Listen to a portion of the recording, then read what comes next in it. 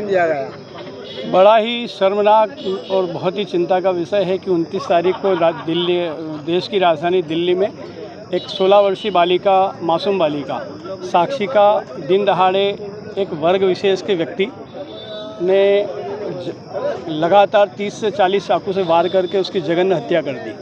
और चाकू से हत्या करने के बाद भी उस पर रुका नहीं, उसने बड़ा पत्थर उठा के 3, 4, 6 बार उस पर किए और उसको पूरी तरह से कुचल दिया और उसकी वहीं मौके पे ही दर्दनाक मौत हो गई।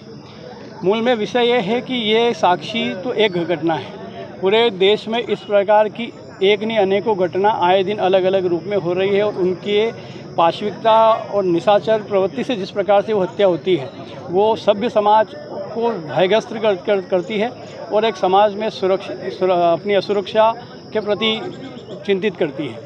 ये कोई पहली घटना नहीं है। हम सब आप मीडिया के माध्यम से आप ही दिखाते हैं कि इस प्रकार की कई घटनाएं दिनों दिन देश में हो रही है।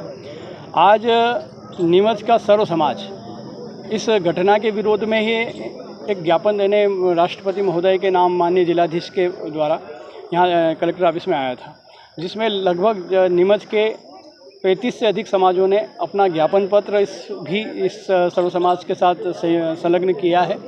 और उस ज्ञापन में विशेष रूप से मांग यह करी है राष्ट्रपति महोदय से, देश के प्रधानमंत्री नरेंद्र जी मोदी से और माननीय मुख्यमंत्री शिवराज सिंह जी से, क्योंकि ये देश कानून से चलता है। हमारा ये व्यवस्था, इस देश का बुनियादी ढांचा कानून से ही मजबूत होता है। तो ये मांग करी है कि इस साक्षी के हत्यारों को तो फांसी हो, लेकिन इस प्रकार की घटनाएं रुक नहीं रही, उसके लिए जो मौजूदा कानून है वो पर्याप्त नहीं है। अगर मौजूदा कानून से इन अपराधियों में भय होता तो बार बार इस प्रकार के वो अपराध कारित नहीं करते। तो इस मौजूदा कानून में परिवर्तित करके कोई कठोर कानून बनाया जावे। साथ ही इस प्रकार के जो संगठित, सुनियोजित और षड्यंत्रपूर्वक किए जाने वाले अपराध हैं एक वर्ग विशेष के युवकों द्वारा, उनको निपटारे के लिए एक अलग से पृथक न्यायालय जो उसमें तुरंत इस प्रकार के मामलों की सुनवाई हो और त्वरित उसका न्याय मिले। क्योंकि कानून में इनका, आप सब देख रहे हैं कि कानून का इनको भय बिल्कुल नहीं है। उस अपराधी को भी पकड़ा है तो जिस प्रकार का वो पुलिस को स्टेटमेंट दे रहा है तो उसको उस घटना पे पश्चाताप है ही नहीं। साथ ही जिस वर्ग विशेष के अपराधी हैं, अपराध आप मुझसे किसी से भी हो सकता है, कई बार बिना आवेश में आके अपराध हो सकता है, लेकिन वह अपराध आवेश का होता है। ये जिस प्रकार के अपराध हो रहे हैं आवेश में नहीं आके हो रहे हैं, ये बिल्कुल प्लानिंग से टारगेट करके, योजना करके, पूरी उसकी योजना बना के अपराध किए जा रहे हैं। तो न तो उन अपराधियों में भय है और ना ही जिस वर्ग विशेष से वो बिलोंग करते हैं उस वर्ग विशेष के व्यक्तियों द्वारा ऐसे अपराधियों की आप विरोध करना तो दूर, उस प्रकार के अपराधियों की वो निंदा और आलोचना भी नहीं करते हैं और उस प्रकार से उनको मुख्य सहमति देते हैं, उनको बढ़ावा देते हैं।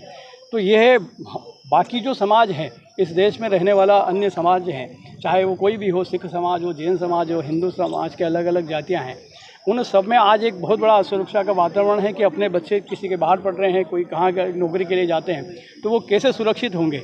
आज की स्थिति में सब बड़े चिंताजनक हैं और गुस्सा भी है। तो अब ये हमने आज जिलाधीश के माध्यम से माननीय राष्ट्रपति महोदया से मांग करी है कि ये स्थिति को रोकना बहुत आवश्यक है, नहीं तो इस देश एक असंतोष की तरफ जाएगा और इन लोगों के प्रति जो समाज में गुस्सा बढ़ता जा रहा है वो निश्चित ही रूप से, चूँकि हमारा समाज सहिष्णु है, शांतिप्रिय है, अहिंसावादी है, लेकिन हमारा समाज आत्मरक्षा के लिए हथियार उठाने की भी स्वीकृति देता है। तो अगर इस कानून के कितने संगठन आपके साथ रहे? आज इस कार्यक्रम में लगभग 35 से अधिक समाजों के ज्ञापन हैं। आप चाहें तो मैं नाम बता सकता हूँ। कोई नहीं, मैं आपको उनके नाम दे दूँ।